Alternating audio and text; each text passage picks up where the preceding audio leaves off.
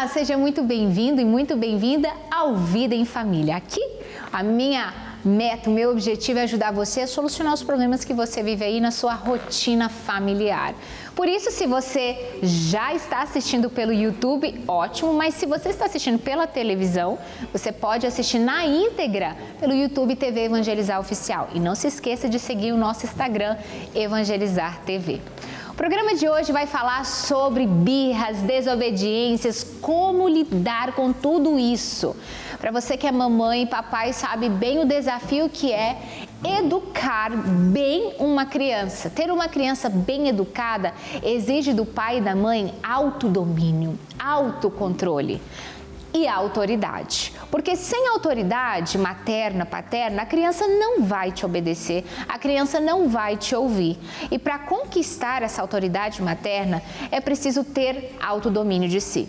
Eu sei que tira do sério. Acredite em mim, eu tenho filhos. E aquela birra no meio do shopping, no supermercado, na mesa ali de jantar com vários convidados, tende a te tirar do sério. Mas é importante você entender o motivo pelo qual uma criança de 0, 1, 2, 3, ali, 4 aninhos, chora. Porque toda criança chora, é o que ela mais sabe fazer, a comunicação, a primeira comunicação dela. E o que é importante você entender, porque muitos pais tendem a olhar uma cena de birra e falar assim, mas ele está me desafiando, ele está me afrontando, ela sabe que não pode, ela quebrou o combinado. Com crianças pequenininhas não se tem combinado, o cérebro deles é muito curtinho para lembrar tudo aquilo que você falou, todo aquele sermão. Por isso que a criança tende a repetir a mesma pergunta várias vezes. Por isso que você precisa repetir a mesma ordem, o mesmo comando várias vezes. Não é maldade. Ei, o seu filho não quer se vingar de você. Pare com isso. Agora é hora de você ser um adulto, agora é hora de você tomar a educação dos seus filhos, as rédeas na mão e bem formá-lo. Por isso, eu trouxe aqui uma especialista no assunto que vai nos ajudar muito a resolver esse problema. Marielle Marcioli, ela é casada há 16 anos com Alex, pai de 7 filhos, 5 na terra, 2 no céu, 1 no forninho ali, a Eduarda, que estará aqui também conosco durante a nossa entrevista, e ela que é mestra, expert no assunto, já ajudou mais de 4.000 mães a lidar com birras, com desobediências. No Instagram dela, eu sou aquela que, vou maratonando a tempo. Vou ali, muito do que eu aprendi foi com a Marielle, por isso que eu trouxe ela aqui para te ajudar também. E antes de falar diretamente com a Marielle, aprofundar nesse assunto, quero convidar você a inscrever o seu filho de 3 a 12 anos no meu curso online de inglês. Tenho certeza que você vai amar a minha didática, a minha metodologia. Eu desenvolvi um curso em que seu filho vai aprender inglês comigo, de verdade.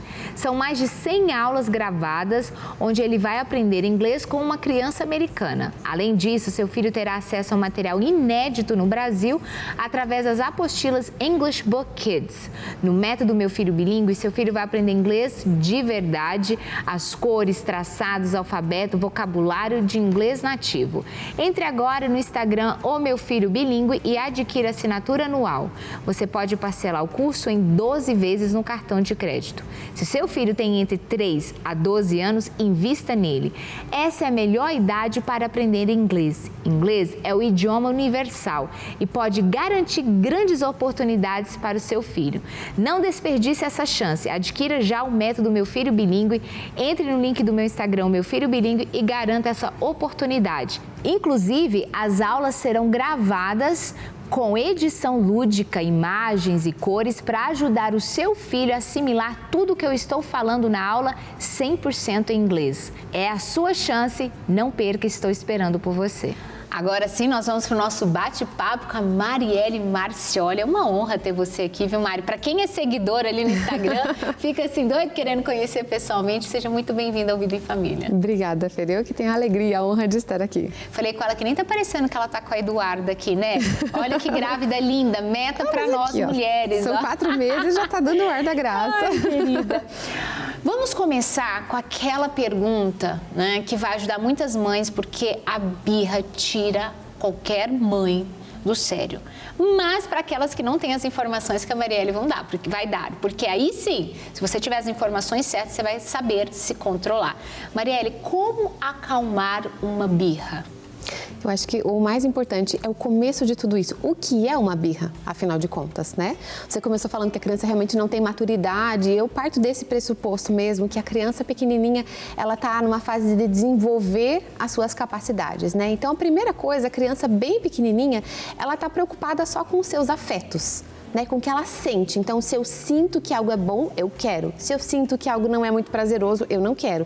Então, eles estão na fase de compreender isso. Lá pra frente vai se desenvolver o intelecto, a vontade, a capacidade de modular. Falar assim, não, peraí, o sorvete é gostoso, mas eu não posso comer tanto sorvete. Ficar assistindo o desenho é gostoso, mas eu não posso ficar... Eles ainda não têm essa capacidade. Então, para eles, se algo dá a sensação de que é bom, então, se comer um sorvete é gostoso, eu quero mais. Se minha mãe disser que não, eu vou lutar contra isso, porque para mim parece algo bom. Então, nós precisamos entender que, como você bem colocou, a criança não faz isso para desafiar os pais. E é aqui que muitos pais acabam partindo de um pressuposto errado. É claro que a gente precisa educar as crianças, a gente precisa dar limites para eles. Mas, às vezes, a gente acha que essa criança está fazendo aquilo só para testar a nossa paciência. Ah, e se eu não ensinar agora, ele vai continuar fazendo isso para sempre. Eu nunca mais vou domar essa criança. Quando, de fato, ele só está mostrando que ele ainda não é capaz de compreender aquilo. Ele não é capaz ainda de entender que um não agora pode ser por um melhor daqui a pouco. Eles não conseguem isso ainda. Então, para eu conseguir lidar com essa birra, que é uma criança que se perde nas suas emoções, você fala um não para algo simples. Filha, agora é a hora de sair do banho. Ai, mas eu não quero. E vem aquele choro, a criança se joga no chão, né? E umas crianças com temperamento mais quente acabam indo para o chão mesmo, ficam agressivas, né? Muito comum entre os 2 e 4 anos de idade, né? Que é a fase em que mais acontecem as birras. Então, nessa idade, a primeira questão é acalmar a criança, né? É o ponto mais importante. Filho, calma, peraí, eu tô entendendo, você queria ficar mais no banho, né? A mamãe entendeu você, mas amanhã a gente pode voltar, que tal se a gente for fazer uma outra coisa mais legal agora? Então, na hora da birra, não adianta eu querer dar sermão, falar, mas eu já combinei com você, eu falei que era só um pouquinho, agora já foi um pouquinho, agora já tá na hora de sair, tem que ir na vovó, tem que não sei o quê. Então, a criança não tá raciocinando nessa hora. Essa aqui é uma questão bem importante lembrarmos. Então, ela não está pensando, ela está só sentindo. Né? Os afetos estão dominando esse momento. Sim. Então, e a tendência da mãe é se exaltar ali, ficar mais brava com a criança vai ficar mais birrenta. Então a dinâmica é, se a mãe se controla e ela baixa ali o tom e acalma a criança, a situação se resolve mais rápido. Que Sim. Interessante. Olha, Marielle, uma pergunta que tem aqui para mim, antes de eu fazer essa próxima, é o seguinte: e aquela criança que entende que se ela falar aquela palavra, ela vai provocar a mamãe, né? Digamos assim, a criança maior, de 4, 5, 6 anos, não é pequenininha de 2, 3, 4, mas vamos pôr de 5, 6, 7, que tá crescendo ali. Então, se ela falar um palavrão, aprendeu lá na escola, aprendeu lá com um amiguinho, um palavrão X, falou, a mãe corrigiu, falou que não pode, mas ela entendeu a dinâmica. Se eu quero a atenção da minha mãe, porque eu estou carente, se eu falar essa palavra, eu vou ter a atenção dela. Como tirar um palavrão que a criança aprende na escola, com o priminho, na vizinha? Qual é a didática que a mãe tem que ter? Aqui são 2 pontos importantes. Um que você colocou que estava por trás disso é, ela queria a atenção. Então, se eu não resolver isso, eu não consigo fazer com que o resultado ocorra, né? Então, primeiro, eu preciso dar atenção para essa criança antes que ela precise gritar por ela. Ela está chamando a atenção para si, porque, de repente, quando ela chama a gente, ai, filho, peraí, eu estou resolvendo um negócio aqui no computador, peraí que eu estou aqui no celular, agora a mamãe não pode, agora eu estou ocupada, ai, lê um livrinho para mim, não, agora eu estou ocupada fazendo almoço e tal. Então, se a gente sempre está com pouco tempo, a criança entende, e eles rapidamente entendem, porque a criança ter a atenção dos pais é necessidade básica de sobrevivência da criança. Eles precisam disso. Então, se a gente não dá atenção espontaneamente, né, por conta da correria, é muito fácil a gente deixar isso passar, né? Se a gente não dá espontâneo, eles têm que pedir. E quando eles pedem, já passou da hora, né? Já passou da hora. Então, a primeira coisa, eu preciso saciar, encher o potinho de amor dessa criança, né? E o segundo ponto é não valorizar demais, para que a criança não perceba que aquilo é uma palavra-chave. Então, ela falou uma palavra errada, fala, filho, não, peraí, essa palavra não é bonita, fala assim, e acabou o assunto. Não é para ficar dando corda para o assunto, dando sermão e falando 50 vezes.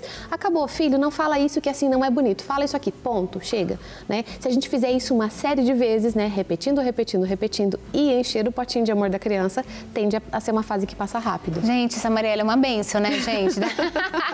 As mães devem estar te amando agora ouvindo. Mariela, existem várias formas de você abordar uma criança e corrigi-la, né? E uma das formas é uma linha punitiva, né? Punir a criança por aquilo que ela fez, né? Quais seriam as consequências e quais seriam as maneiras punitivas erradas e essas consequências na vida da criança e ensinam o que seria certo de se fazer. Muitas mães, elas se sentem perdidas na hora do erro ali, que ocorre, o que fazer? Elas falam, Fernanda, eu não sei o que fazer. Por exemplo, vamos tentar ilustrar para ficar mais prática a situação? Imagina que o filho mais velho estava brincando, vem o pequenininho e desmontou os brinquedos dele, Nossa. coisa que você deve viver todos os dias, porque eu passo, né? Tá lá um montando, vem o pequenininho e desmonta. Aí o mais velho fica irritado, fica bravo, fica agressivo e acaba fazendo algo com o irmão mais novo que não deveria. Talvez gritar com ele, talvez bater, talvez morder, talvez puxar o cabelo, coisas que acontecem, né? Nas fases, especialmente dos primeiros 5 anos. Então, se a criança agiu assim, primeiro, se eu castigo a criança, você bateu no seu irmão, você gritou com o seu irmão, vai ficar de castigo. Isso seria uma aplicação de punição, né? Você fez isso, logo você merece aquilo. Mas, em primeiro lugar, por que o filho mais velho fez isso? Porque ele ficou irritado, lógico, o irmão mais novo estragou o empenho dele, ele estava lá montando a torre de Legos e ele estragou, então ele está chateado, ele está frustrado. Mas ele não sabe como lidar com esse sentimento. Ele ainda está pensando, puxa, eu estava aqui tão feliz, tão contente, meu irmão estragou tudo, então eu preciso descarregar essa raiva em cima do irmão. Mas se eu colocar ele de castigo, eu estou ensinando ele a lidar com essa raiva? Não estou. Ele está sentindo aquilo. Claro que é uma coisa errada. É lógico que sentir raiva não é uma coisa que a gente deva cultivar nos filhos e nem passar a mão, vou validar o sentimento. Não é isso. Mas a gente precisa fazer isso num processo contínuo a longo prazo. Então, eu preciso sentar com esse filho mais velho, em vez de eu colocar ele de castigo, eu posso primeiro tirar um de perto do outro, né? Tirar o mais velho porque ele tá machucando, né? Então, tirar ele, falar assim, filho, vem cá, vamos se acalmar um pouco primeiro? Vamos tomar uma água? Quando ele estiver em condições de conversar, né? Supondo que ele tenha ali uns 5 anos, depois de alguns minutos ele vai conseguir ouvir, porque na hora ele não estava pensando, ele estava só sentindo, né? Ele estava só sentindo, foi lá e agrediu o irmão mais novo. Quando ele tiver em condições de pensar, eu falo, filha, a mamãe entendeu que você ficou bravo. Eu também ia ficar brava se eu tivesse a sua idade. Mas bater no seu irmão não foi certo? Então, da próxima vez, que tal se você chamar a mamãe para te ajudar? Que tal se você falar para ele, mano, não pode desmontar? Que tal? Pega essa pecinha e oferece para ele. Então, eu dou soluções para ele. Como ele pode resolver a situação. Porque se eu coloco ele de castigo, ele não aprendeu. Tá, eu não posso bater. O que eu faço então? Olha que interessante. Eu fiz uma coisa esses dias, essa semana em casa, eu super certo, que é o quê? O Pepe sempre brinca de carrinho, ele tem 4 anos e meio, e o Luquinho, 1 ano e meio, tá aprendendo a brincar de carrinho, mas ele vai lá e pega os carrinhos do Pepe. E aí, metódico, o Pepe coloca um do lado do outro, ele vai lá e destrói tudo, né? E aí, eu ensinei assim, filho, quando ele chegar perto de você para brincar, dê um carrinho, um outro, pega na bolsa que você não tá brincando, porque ele não tá nem aí se é o roxo, o vermelho, o azul, que o maior quer aquele, né? E aí você entrega e ele vai brincar. Outra coisa, não toma da mão dele, porque aí às vezes ele vai lá, o Luca pega o do mais velho e sai correndo. Aí fixa naquele Aí ele vai lá para pegar. Não, você já vai com o outro e fala, Luca, toma esse, me dá esse. Menino, não é que deu certo? E aí eu resolvi esse problema que estava sendo menor toda hora. E por mais que a gente chame a atenção do menor, o menor tem 1 ano, ele não vai assimilar muita coisa. Vai demorar, né? Exatamente. Sabe uma coisa que funciona muito aí também, que eu fiz muito com as minhas meninas, né? Elas têm diferença de 3 anos de uma para outra, né? Então eram 3 pertinho brincando. Aí eu ensinava para mais velha, falava assim, olha, crianças de 1 a 2 aninhos ficam 2 minutos com o brinquedo na mão. Falava assim, ó, a gente pode contar no relógio aqui. Falava assim, ó, ela pegou um brinquedo, em 2 minutos ela vai soltar. Então, espera, vamos esperar. E às vezes eu pegava o relógio e contava. E não dava nem 1 minuto, né? Tipo, pega ali, em 1 minuto largou. Falava, tá vendo? Agora quando ela virar pro lado pegar outra coisa, você pode voltar a brincar. Muitos dos problemas se resolveram assim. Legal. E antes de nós irmos para um breve intervalo que nós vamos, eu queria que você só ajudasse aquelas mães que gritam muito. Então, no nervosismo, na perda ali perda da paciência, o grito, né? O que fazer ao invés de gritar? Porque gritar a gente já sabe, intuitivamente que é errado. Mas o que fazer no lugar de gritar? Porque vem quando você vê, como fazer para fazer ela voltar? Nossa, dava pra gente fazer só sobre isso, né? Uma entrevista só sobre isso inteiro, porque é muito assunto, né? Mas assim, de maneira geral, por que a gente grita? Na maioria das vezes é porque a gente acabou deixando as coisas se atropelarem, se acumularem, ou você tá atrasada, ou você deixou de fazer algo que precisava ter sido feito na hora e agora você tá correndo e não vai ter tempo hábil para isso. Então, quando nós deixamos sobrecarregar as coisas, então a primeira coisa é, por que eu fiquei tão irritada nesse momento? Eu preciso resolver a causa dessa irritação. Por exemplo, dormir pouco. Então, como é que eu vou fazer para dormir mais? Eu tô gritando, irritada, porque é a hora de sair para a escola e as crianças não estão colaborando, não estão colocando tênis, não estão obedecendo. Que tal se eu começar 15 minutos mais cedo essa rotina? Eu tô gritando porque eu tô irritada, que vamos chegar atrasados. Então, o que é a causa? Então, a primeira coisa é essa. Segunda questão é lembrar que os gritos provocam na criança uma reação neurológica, vamos dizer assim, que é semelhante ao bater. Então, se eu grito ou se eu bato, o resultado, neurologicamente falando, é o mesmo. Os mesmos hormônios de estresse são descarregados. E isso, num dia, outro dia, a longo prazo, acaba criando uma reação fisiológica na criança que não é saudável. Pode até comprometer a saúde da criança. Então, nós precisamos olhar isso com carinho e autodomínio, né? É a palavra de controle, né? A gente colocar a nossa educação dos filhos baseada no autocontrole é o que vai fazer essas situações se resolverem. Nós vamos para um breve intervalo e nós voltamos já para continuarmos esse assunto que está tão bom. A TV Evangelizar também está no Instagram. Segue a gente por lá.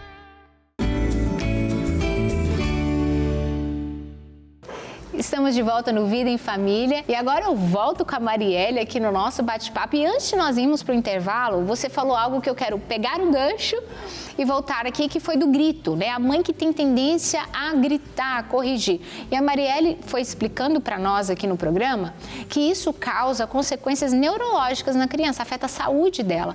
Quais seriam essas consequências, né, para que a mãe tenha consciência de que o grito dela tem sim algo prejudicial na vida do filho? E principalmente aquelas que falam assim, mas Fernanda, Marielle, ele só me obedece quando eu grito. Então, quando eu grito, ele obedece.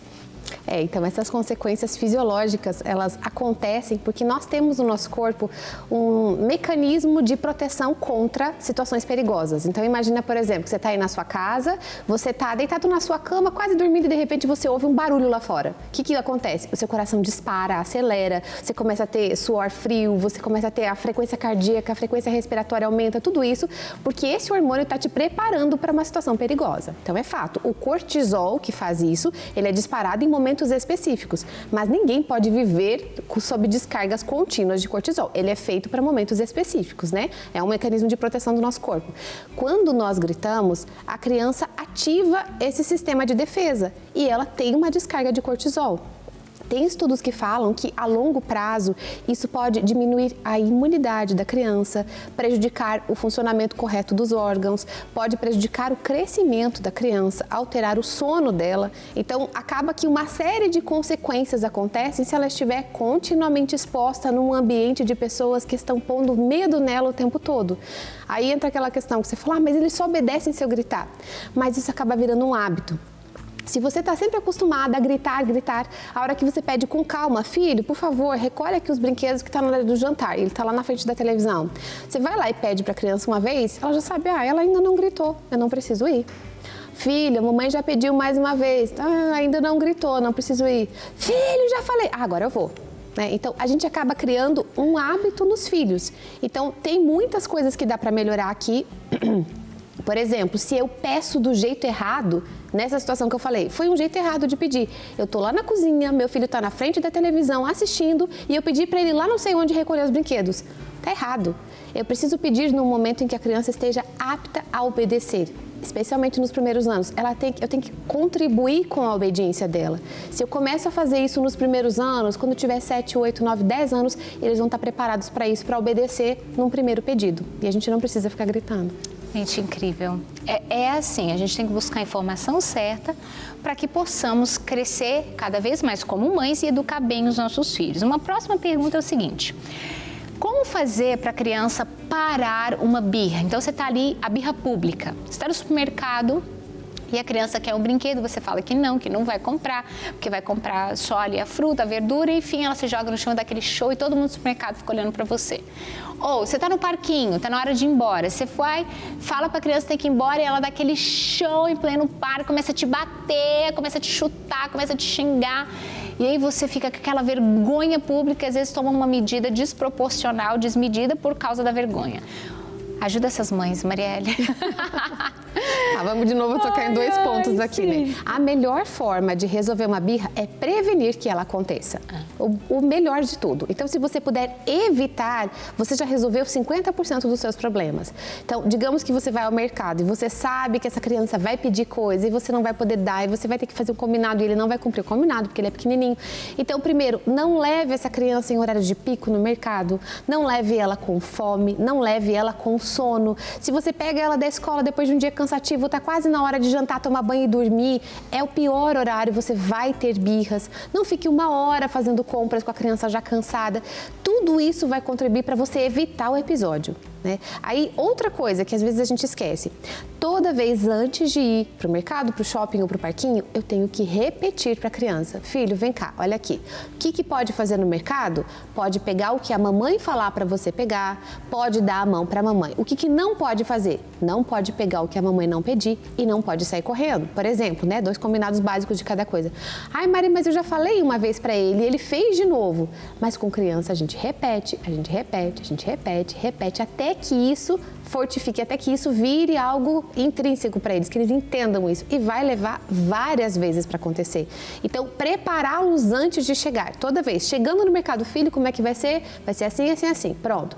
E na hora de sair, eu elogiar o bom comportamento. Não só falar da parte ruim, falar: filho, que legal, hoje a mamãe pediu e você colocou no carrinho. Hoje a mamãe pediu e você obedeceu. Tá de parabéns, né? Que legal. Então, esse tipo de combinado prepara para quando a criança chega nesses momentos. Bom, você já falou, a gente falou um pouco da linha punitiva, dos castigos. Ajude as mães a substituir o castigo pelo quê? O que ela deve fazer, né, para que a criança sinta que tem uma consequência mediante um erro que ela comete? Aqui é uma questão bem até detalhada para a gente poder pegar, né? Em cada situação diferente vai ter uma atuação diferente. Então, vamos imaginar uma situação em que a criança não fez a tarefa, né? E a mãe fala assim: você não fez a tarefa, então você vai ficar de castigo, vai perder o celular, vai perder não sei o quê. Sempre tem o perder alguma coisa, né? O problema dos castigos é quando a gente aplica eles para todas as situações, o mesmo castigo, a mesma coisa, e sem fazer um trabalho antes. Então, por exemplo, a questão da tarefa, eu preciso fazer um trabalho de mostrar para o meu filho que ele é importante para ele, que é bom para que ele estude todos os dias e não esperar só o dia da prova acontecer, e criar o hábito do estudo. Todos os dias, vamos supor que essa criança estude de manhã, né? As minhas 2 mais velhas estudam de manhã. Aí, após o almoço, elas almoçam, fazem algumas coisas em casa, organizar a cozinha, lavar a louça, e aí depois é hora de fazer tarefa. Elas sabem disso. Todos os dias. É um hábito formado. Então, tá ali, daí já vai lanchar e depois elas têm um tempo livre para fazer outras coisas. Se eu não crio esse hábito do estudo, não adianta eu chegar com a criança e falar: você não fez tarefa, vai ficar de castigo. Entende? Que é um trabalho de prevenção, é antes a gente preparar essa criança para que ela entenda que aquilo é algo bom para ela. Se eu chego simplesmente e castigo ela, no outro dia ela fala: eu não tô com vontade de fazer a tarefa, mas eu só vou perder o celular mesmo, nem me importo, né? Chega num ponto em que a criança acaba ficando insensível aos castigos. Aí muitas mães me falam: Mari, agora hoje eu chego e falo para ele: vai ficar sem comer doce. Tá bom.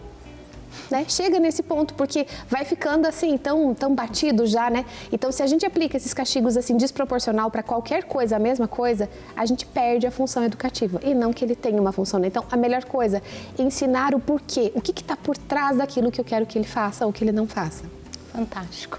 Mário, eu quero agradecer imensamente a sua participação, foi tão bom, e por mim eu ficaria aqui há um tempão, mas deixe suas considerações finais. Acho que quando nós falamos em educar filhos, um dos pontos mais desafiadores, né, em tudo isso, a questão do gritar, do castigar e tal, muitas vezes isso acontece porque nós não estamos preparadas para um problema. Surgiu uma situação, eu não sei como lidar com essa situação, não tenho conhecimento, não tenho o entendimento do porquê essa fase está acontecendo e acaba agindo de qualquer forma. A gente se torna pais e mães reativos. Aconteceu, então eu reajo, mas eu não me antecipo. Como eu faço para evitar que essa situação aconteça? E aqui que está o grande ponto. Se nós tivermos conhecimento sobre cada fase da criança e se eu conseguir me dominar, se eu for uma pessoa que desenvolve em si mesma virtudes, a virtude do autocontrole, da temperança, da paciência, nós vamos conseguir fazer isso com maestria, né? Educar os nossos filhos vai ser um trabalho mais leve e suave. Que lindo. Quero agradecer a sua participação, que esteve aqui conosco no Vida em Família, e eu te espero no nosso próximo encontro.